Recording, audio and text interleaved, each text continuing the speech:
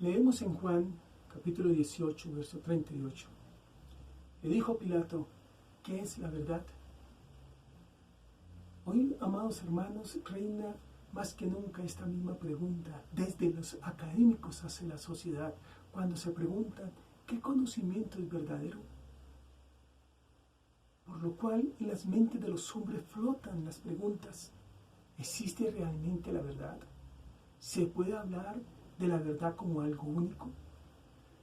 Si nos encontramos frente a una persona posmoderna, recibimos de ella como respuesta a estas preguntas un rotundo y enérgico no. Y él añadiría además, no hay verdades definitivas, a lo sumo existen verdades parciales. La posmodernidad es la era del relativismo. Para el posmoderno todo es relativo, todo depende del ángulo en que observamos las cosas. Todo depende del cristal con que se mire. No hay un solo lente, como lo fue las escrituras en otro tiempo. Hoy en día vemos cumplido o vigente lo que leemos en la Biblia, en la versión bíblica de la Nueva Traducción Viviente, en Isaías 59, versos 14 y 15. En Isaías 59, versículos 14 y 15. Nuestros tribunales se oponen a los justos y no se encuentra justicia por ninguna parte. La verdad tropieza por las calles y la honradez ha sido declarada ilegal. Sí, la verdad ha desaparecido y se ataca a todo aquel que abandona la maldad. El Señor miró y le desagradó. Hermanos, en este tiempo, la verdad se cae en las calles y no puede ser encontrada. El relativismo se entiende desde la teoría del conocimiento como la imposibilidad de que existan verdades absolutas. Al no existir estas, solo se puede conocer de forma relativa el contexto y las circunstancias de esa verdad. Desde la ética, como la imposibilidad de considerar algo que sea bueno o malo absolutamente. Es decir, que no hay diferencia absoluta para la bondad o la maldad. Estas siempre dependen de determinadas circunstancias de la acción. Y desde la ciencia que estudia los aspectos físicos y las manifestaciones sociales y culturales de las comunidades, es decir, desde la antropología, hablamos del relativismo cultural, según el cual cada cultura es un sistema cerrado sobre sí mismo, equivalente moral y funcionalmente a cualquier otra. Por lo tanto, la verdad depende de la cultura en que se nace. Hermanos, el relativismo ha invadido todas las áreas del pensamiento, inclusive las ciencias exactas, como la física, la lógica y las matemáticas, han sido afectadas por esta forma de pensamiento. Entonces el relativismo es la creencia de que lo que es cierto para usted, tal vez no sea para mí. O lo que fue verdadero entonces, pueda que ahora no lo sea. La verdad se vuelve una cuestión relativa respecto al tiempo, el espacio y las personas. Y por ello se ha perdido la habilidad de discernir entre lo bueno y lo malo. La verdad se ha convertido en cuestión de gusto. La moralidad ha sido reemplazada por la preferencia individual. Nuestros jóvenes de hoy están creciendo en una cultura que refleja la filosofía. Si te hace sentir bien, hazlo. Su idea acerca de la diferencia de lo bueno y lo malo es inestable.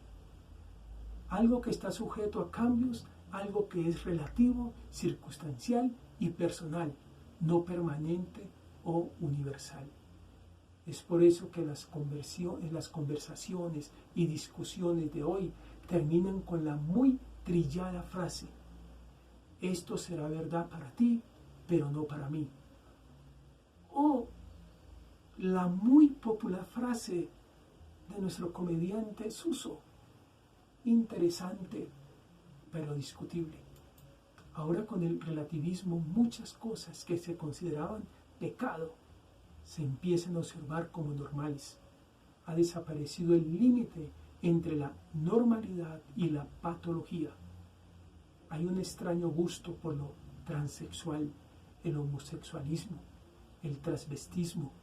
Se ven como cosas comunes. La psicología no lo ve ya como una parafilia, sino como una nueva opción, una nueva forma de vida alternativa. También otro ejemplo que está asombrando es la legislación de prácticas como el aborto y la eutanasia.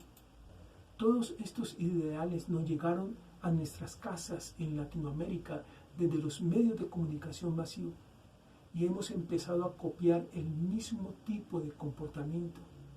El relativismo que viene de Europa y Estados Unidos cada vez es más imitado por los hispanoamericanos.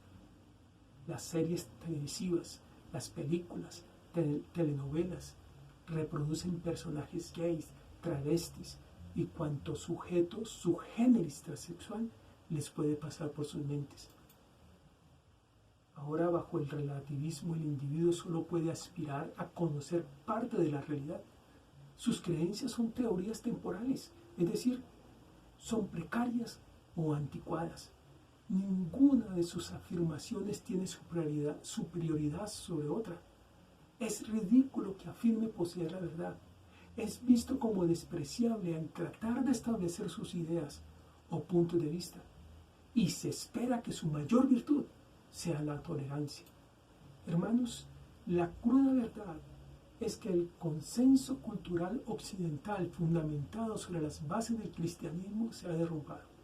Sus pilares fueron destruidos y el edificio se vino abajo. Ya la gente no sabe lo que es correcto o depende del punto de vista. ¿Cómo entonces hablar de la verdad del Evangelio cuando es considerada una verdad parcial? Decir que tenemos la verdad es para muchos ridículo si queremos difundir la verdad que Dios nos llamó a transmitir a toda cultura. Somos seres despreciables e intolerantes. La iglesia latinoamericana, que no sucumbió bajo la influencia de las teologías liberales y por su moral conservadora caracterizada en una definición del perfil cristiano más prohibitiva, ha resistido al avance del relativismo. Pero es en las nuevas generaciones cristianas que se ve la influencia de estas posturas. La juventud cristiana está confundida en cuanto a si existe una verdad absoluta y quién la determina. Su incertidumbre radica en que desconoce cuáles son las verdades absolutas y lo que hace que sean absolutas. En consecuencia, están tomando decisiones basadas en las circunstancias, optando por lo que les parece la mejor alternativa del momento, sin referirse a ningún conjunto fundamental de preceptos o principios básicos que guíe su comportamiento. Muchas cuestiones que la Iglesia tradicionalmente ha visto como pecado son puestas en entredicho por los adolescentes y jóvenes, muchas veces teniendo ellos razón y muchas veces estando equivocados. El problema frente a esto es que la Iglesia ha caído en la ley del péndulo, ubicándose en los extremos. Al creer que no todo es relativo, a creer que no hay nada relativo. Vuelvo y repito, al creer que no todo es relativo, a creer que no hay nada relativo. Amados hermanos, sí hay cuestiones relativas, pero hemos reaccionado contra la afirmación de que no existen absolutos, convirtiendo absolutas cuestiones que son relativas. Y esto lo hacemos diariamente al promover convencionalismos sociales de la cultura evangélica en vez de promover principios bíblicos. No todo es blanco o negro, hay grises, pero aún existen los tres: blanco, negro y diversas tonalidades de gris. Ambos elementos coexisten. No se puede negar que el absolutismo de la modernidad se ha casado con el evangelicalismo tradicional. El hecho de que creamos ciertas cosas no significa que ellos también las crean, y mucho menos que nuestros argumentos sean realmente bíblicos. No estoy negando cuestiones donde la Biblia afirma un absoluto, sino en las cuestiones donde se hace un hecho de mi propia vivencia como pastor o líder un absoluto. Muchas veces desde el púlpito declaramos como absoluto hechos de nuestra vivencia como si fueran argumentos de peso bíblico. Así, por ejemplo, un pastor predicaba que si se tiene una novia es para casarse, y lo afirmaba categóricamente como una verdad a ser cumplida, cuando el noviazgo no es un fenómeno bíblico, sino un invento del siglo XX, entre los años 1920 y 1930, en las sociedades europeas y norteamericanas. Otro pastor decía que el baile era malo, pues cuando él participaba de ellos lo hacía para ver qué podía tocar a las muchachas. Es decir, está haciendo una vivencia, un absoluto. Cristo con firmeza declaró en Juan 14:6, yo soy la verdad.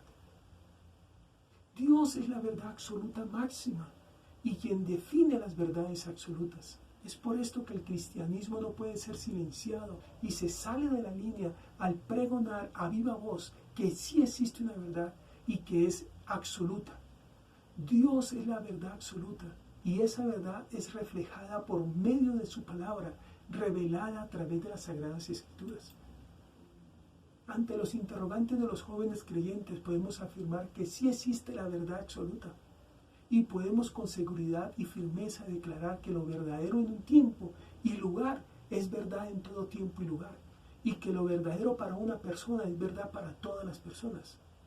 Hay una verdad absoluta que depende del único ser al que podemos llamar el absoluto, es decir, la verdad absoluta depende exclusivamente de Dios. Leemos en Isaías 5:20, hay de los que a lo malo dicen bueno y a lo bueno malo, que hacen de la luz tinieblas y de las tinieblas luz, que ponen lo amargo por dulce y lo dulce por amargo. Dije anteriormente que existen cuestiones que son relativas, especialmente algunas culturales. En algunos países, por ejemplo, algunos países europeos, tomar café es pecado. En cambio, nosotros los latinos nos deleitamos con ello. El consumo de cerveza es normal en cristianos alemanes. El consumo de vino en cristianos franceses es normal. Y para nosotros consumir estas bebidas en la mínima cantidad es pecado. Tengamos claro que sí existen verdades absolutas, pero también existen cuestiones en este mundo que son relativas. Como pastores, líderes, maestros, debemos enseñarle a todos nuestros niños, adolescentes y jóvenes que hay relativos y enseñarles a ser críticos para que estos puedan discernir las cuestiones relativas de las absolutas. Como leemos en 1 Corintios 10:23, todo me es lícito, mas no todo me conviene. Todo me es lícito, mas no todo me edifica. La palabra nos exhorta, nos llama a seguir lo bueno y desechar lo malo. Debemos enseñar los valores a partir y en la naturaleza y carácter divino. Debe estar fundamentadas en la semejanza a la imagen de Dios, en la suprema meta del cristiano, el ser como Cristo. Y estos deben ser enseñados desde la infancia a los miembros de nuestra congregación y cimentados en cada uno de los hogares. Entonces, y solo entonces, nuestra concepción y actuación cambian. No proclamamos, no acatamos una verdad absoluta simplemente porque la Biblia lo dice, sino más bien porque Dios es así. Entonces debemos ser honestos porque Dios es verdad. Debemos huir de la inmoralidad sexual porque Dios es amor puro y fiel. Debemos ser perfectos porque Él es perfecto. Debemos ser santos porque Él es santo. Los hermanos somos llamados y somos responsables de enseñar a los niños y jóvenes a discernir claramente lo que es bueno y lo que es malo a la luz de la naturaleza de Dios. Son los atributos, las características del ser divinos, las que definen la verdad absoluta. Esto es un reto para la iglesia y debemos enfrentarlo confiando en que Dios cuida de su iglesia y su Espíritu Santo está con nosotros enseñándonos y guiándonos para realizarlo. Es necesario, hermanos, evaluar lo que cada uno cree, qué tanto se fundamenta en la Biblia y qué tanto es resultado de su propia vivencia o la de otros. Fuimos llamados a enseñar solamente la Biblia y no reproducir sencillamente tradiciones o convencionalismos sociales de la cultura evangélica. Dios es el que define lo bueno y lo malo. No lo define la iglesia, ni mucho menos los pastores o los líderes de niños, adolescentes y jóvenes. La palabra de Dios es la máxima autoridad, no la palabra del pastor.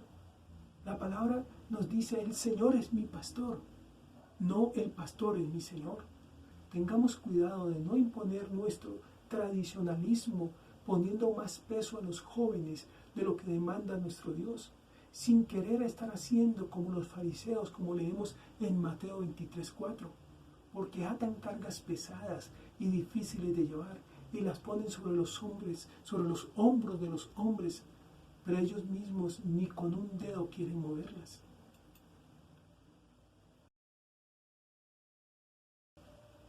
Este término proviene del vocablo en latín oecumenicus, que quiere decir lugar ocupado por un todo.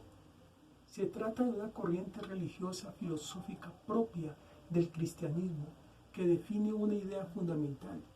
Todas las iglesias cristianas son manifestaciones que comparten la idea de amor a Dios. Su objetivo es la creación de lazos de entendimiento y de hermandad entre las distintas religiones. Participan en este movimiento todos los que invocan al Dios uno y trino y confiesan que Jesús es el Señor y Salvador.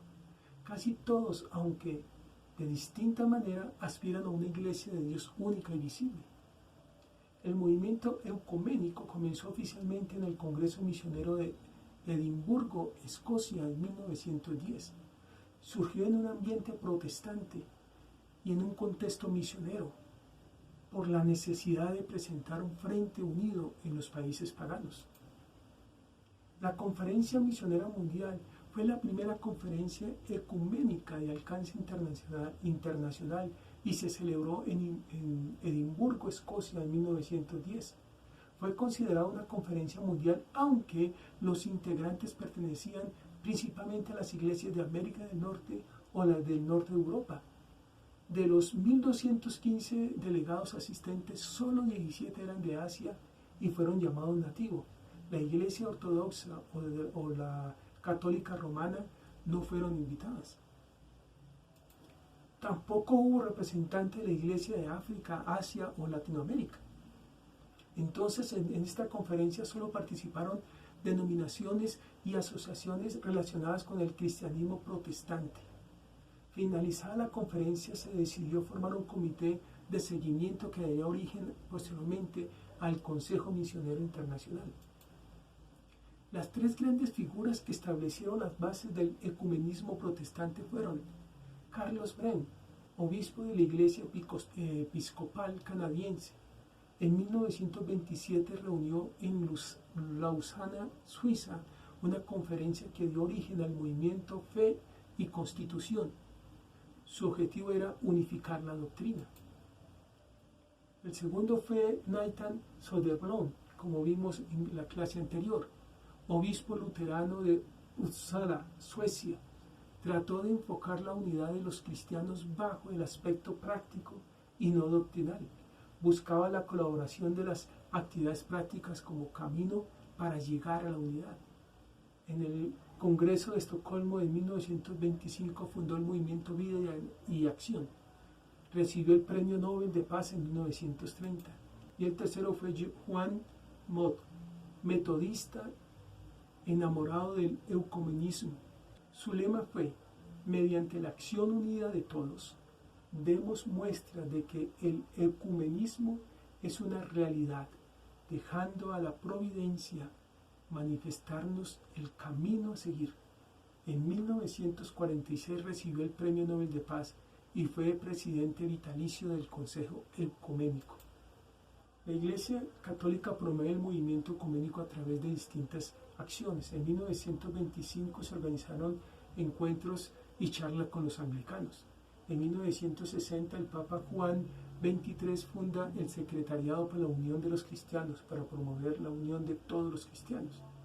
Y se llevan a cabo encuentros ecuménicos de los jerarcas de distintas confesiones. Por ejemplo, en el Vaticano II asistieron en calidad de observadores representantes de la Iglesia anglicana, luterana, reformada, metodista, cuáquera y otras.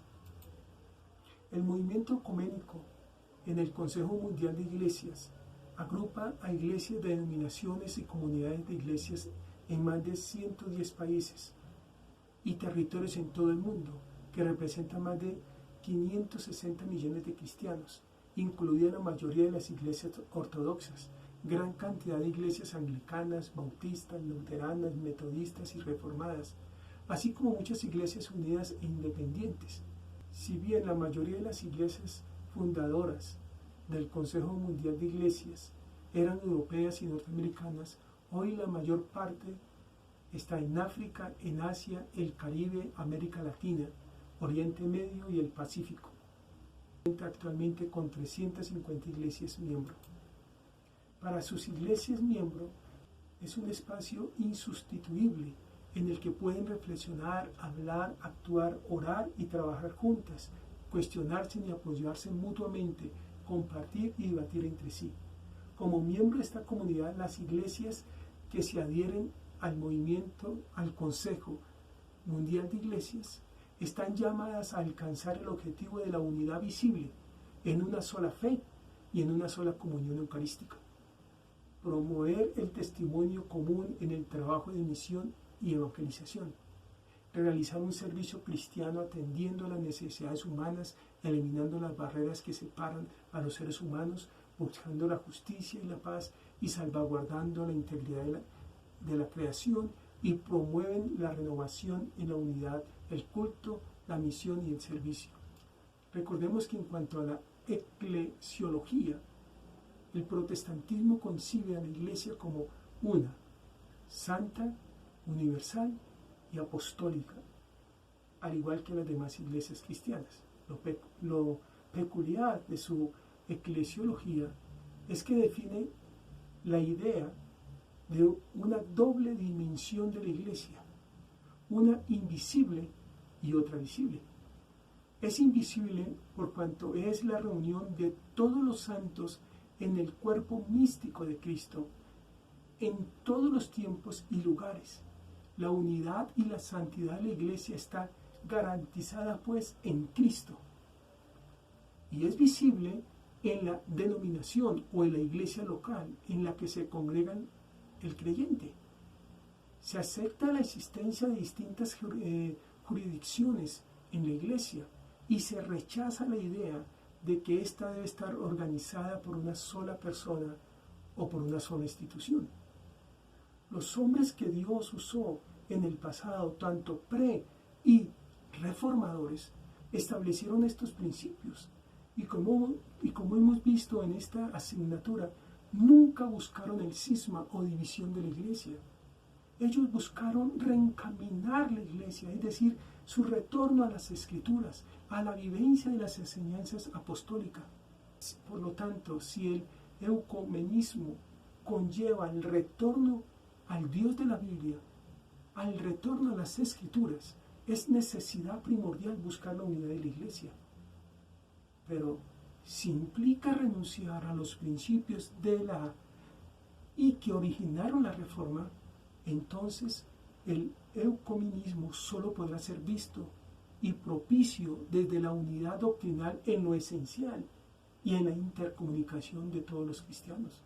Y asimismo el ecumenismo protestante solo será realidad cuando dejemos de un lado el sectarismo enmarcado en concepciones culturales evangélicas y nuestras concepciones y vivencias reflejen al Dios de la Biblia.